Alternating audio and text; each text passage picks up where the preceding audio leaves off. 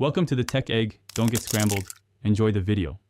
In this video, I will show you how to open your Tesla Model S key fob.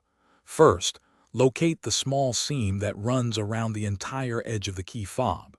Next, take a thin, flat tool, like a small screwdriver or a plastic pry tool, and gently insert it into this seam. With a slight twisting motion, carefully pry the two halves of the key fob apart. This will expose the internal components and the battery. Once the key fob is open, you'll see the coin cell battery. Before removing it, take a moment to note its orientation, specifically which side is facing up. This is important for installing the new battery correctly.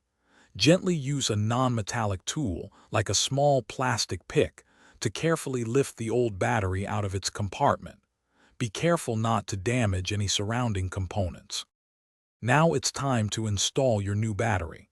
You'll need a fresh CR2032 coin cell battery.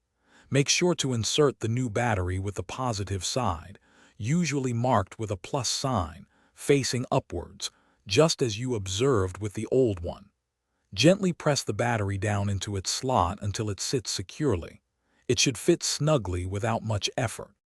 With the new battery in place, it's time to reassemble your key fob. Carefully align the two halves of the key fob, ensuring all the edges match up perfectly.